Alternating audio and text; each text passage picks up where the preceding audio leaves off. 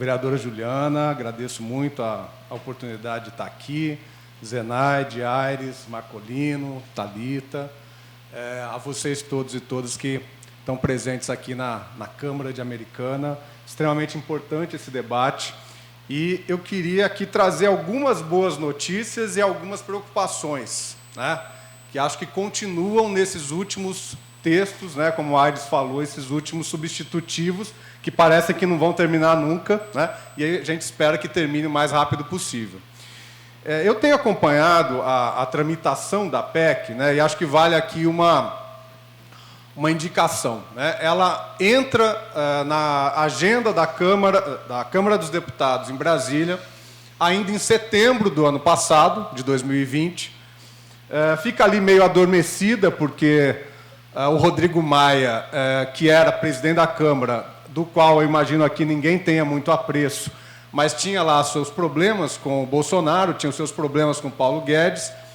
Essa PEC ela fica adormecida e ela vem à tona exatamente ali quando o Arthur Lira vence as eleições para a presidência da Câmara de Deputados, né, e coloca a Bia Kicis, que é bolsonarista de carteirinha, né, na presidência da Comissão de Constituição e Justiça, que é a principal comissão, é a comissão mais importante da Câmara dos Deputados, né. E ali começa, efetivamente, a tramitação da PEC 32, da reforma administrativa, num momento político, inclusive, relativamente favorável para o Bolsonaro, né? Porque isso é março, abril, mais ou menos, Bolsonaro ainda não tinha tido essa queda de popularidade que ele teve nos últimos meses, né? Provocada tanto pela CPI como pela mobilização de nós. Eu me incluo nesse time, porque estive nas ruas pedindo fora Bolsonaro. O que acontece na CCJ? Né? Realmente, na CCJ, já começam a cair, acho que, dois aspectos importantes daquilo que estava na proposta inicial da PEC, que realmente é uma proposta, como aqui os companheiros e as companheiras já colocaram, era uma proposta absolutamente do fim do serviço público, né?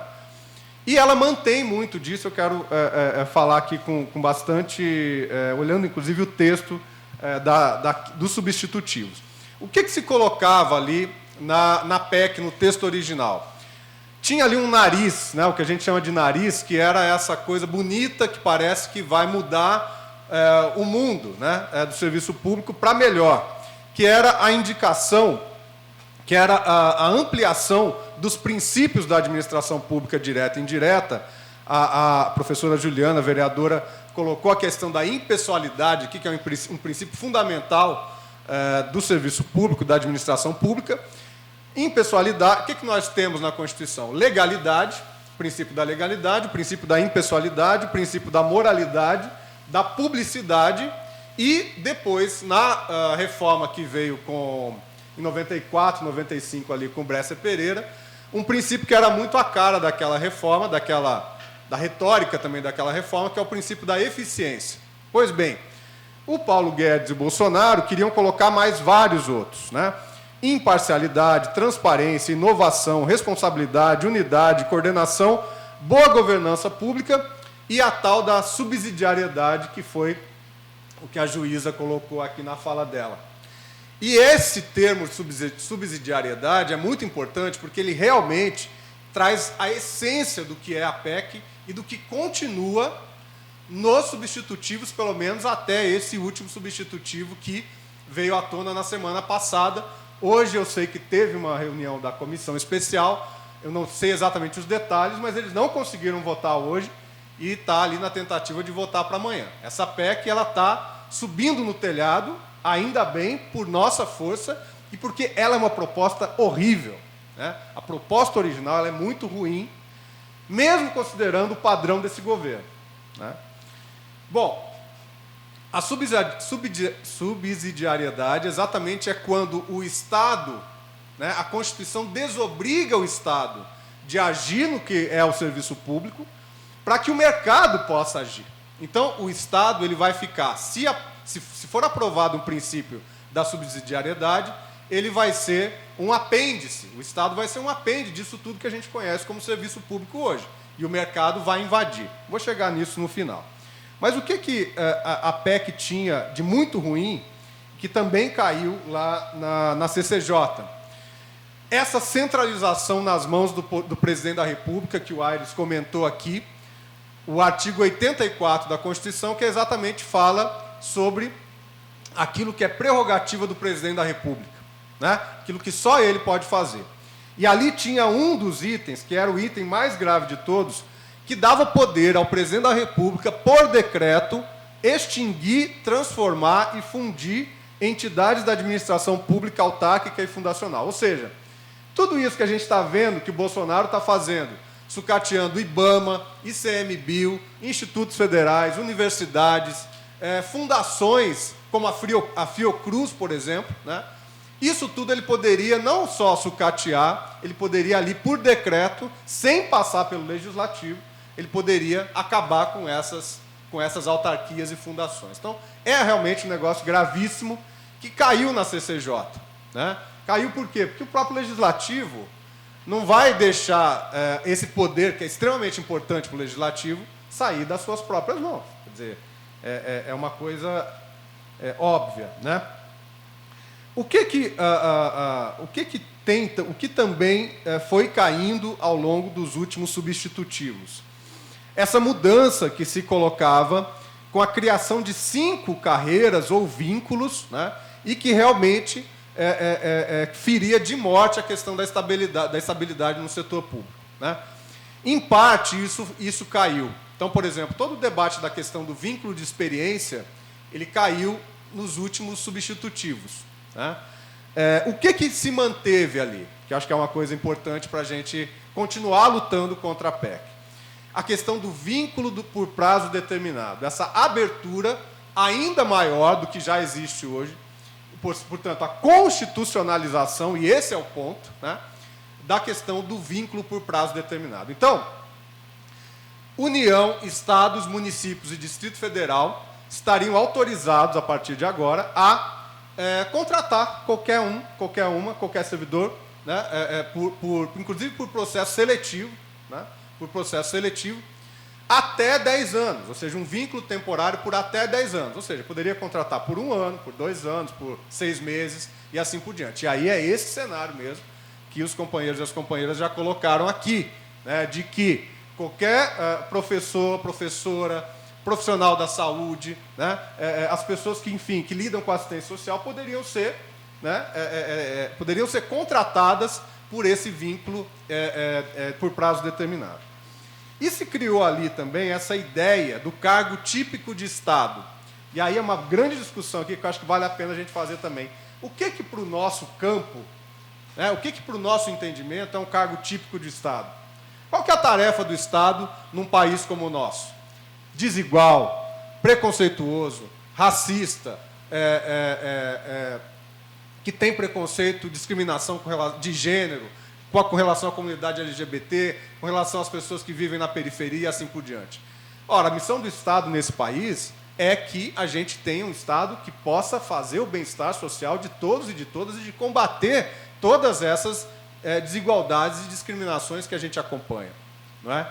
Então, portanto, o que na cabeça do Paulo Guedes é o cargo típico do Estado? Cargo típico de Estado é aquele Estado mínimo, e é mais do que o Estado mínimo ainda, né? É apenas aquele Estado em que a gente tem lá a segurança pública, né? Então, os profissionais da segurança pública, as pessoas que fazem fiscalização, né? Quem cobra impostos, né? Quer dizer, um pouco aquela marca do Estado mínimo mesmo, daquela função básica do Estado, sem contar a educação, sem contar saúde, sem contar nenhuma outra política pública. Então, isso também foi algo que está muito presente aqui e onde não cabe a questão do vínculo por prazo determinado. Ora, para todo o resto, então, vale a questão do vínculo por prazo determinado. Agora, esse último texto da semana passada, ele vai dizer, o que vai acontecer a partir de então, quando o texto sai da CCJ e vai para a comissão especial? Começa ali um processo de desgaste do texto, porque além dele ser ruim, ele sai da CCJ, que está dominada pelo bolsonarismo, E ele vai para um terreno um pouco mais dá um pouco mais de jogo ali, né? E os próprios governistas passam a ter dificuldade de ir para o microfone e defender esse texto. Então, o que a gente vê acompanhando as sessões da comissão especial é só fala da oposição, né? Quer dizer, a oposição vai com toda a garra e vai destruindo e desidratando aquele texto original. Então, o que estava na semana passada, o que tinha sobrado e que acho que é muito importante, né? Bom, primeiro, a questão da contratação por 10 anos é mantida, de até 10 anos é mantida, né? Eles colocam ali uma coisa que seria válida apenas em caso de necessidade excepcional, o que é golpe, né? Porque a gente sabe que nesse país qualquer coisinha pode ser justificada para ser de necessidade excepcional, mas se retira a questão da possibilidade de redução de jornada e salários em 20%, então isso não está mais, pelo menos nesse texto que foi apresentado na semana passada. Se tirou também, se possibilitou o reaproveitamento de servidores das chamadas carreiras obsoletas em outras atividades, isso se extinguia também no texto anterior, né? Agora, o que ele está tentando fazer para aprovar? Ele incluiu nas carreiras exclusivas de Estado todos os profissionais de segurança pública. Então, vocês sabem que esse Congresso Nacional, sobretudo a Câmara de Deputados, assim como a Assembleia Legislativa também, está povoada por servidores públicos, que são policiais, né, e que vão lá fazer uma defesa da sua categoria. O que nós entendemos? Ora, vamos defender todas as categorias dos servidores e servidoras públicas. Porque apenas os policiais, né? Mas eles estão fazendo exatamente esse jogo, reconhecendo a Polícia Federal como polícia jurídica, dando o mesmo status à PF, da AGU e da Advocacia Geral da União e da Defensoria Pública, e incluindo nas carreiras exclusivas de Estado os servidores do Legislativo, os servidores do Judiciário, do Ministério Público, além das guardas municipais e dos agentes socioeducativos. Vou concluindo já, dizendo que, além da questão, que é muito séria, da abertura para a possibilidade da contratação temporária, né, que a essência mesmo da PEC não foi mexida. E, por isso, é muito importante a gente continuar firme, né, na contraposição à PEC. Aqui eu vou até ler, porque eu acho que o texto fala por si só, né? Artigo 37A. Ele diz o seguinte, e ele começou lá em setembro de 2020, com aquilo que o governo apresentou, e ele continua até agora, né, em discussão e em tramitação. Ele diz o seguinte: a União, os Estados, o Distrito Federal e os municípios poderão, na forma da lei, e aí isso que o Aires colocou é muito importante, são as pegadinhas da PEC. Então, você aprova a PEC com 308 votos na Câmara dos Deputados. Quando você vai para aprovar na forma da lei, a forma da lei são 257 apenas. Então, você precisaria só de uma maioria simples, e isso me parece que o governo ainda tem, né? Na forma da lei, firmar instrumentos de cooperação. Então, a União, os Estados, os municípios poderão firmar instrumentos de cooperação com órgãos e entidades públicos e privados para a execução de serviços públicos, inclusive o compartilhamento de estrutura física e utilização de recursos humanos de particulares, com ou sem contrapartida financeira. Ora, então, esse é o escancaramento, né, para o mercado, para os agentes privados, para aqueles que estão buscando lucro nas suas atividades, para fazer aquilo que o Estado hoje faz, né, que é executar os serviços públicos como a Constituição coloca, né. Se indica ainda essa questão da lei federal, que vai dispor de normas gerais ainda. Então, portanto, aprovada a PEC, você vai ter um quórum menor para aprovar qualquer que seja essa regulamentação. E, mais do que isso, diz lá o parágrafo 2º, até que seja editada a lei federal a que se refere o parágrafo 1º, né, os estados, os municípios, o Distrito Federal exercerão competência legislativa plena sobre a matéria. O que é isso, pessoal?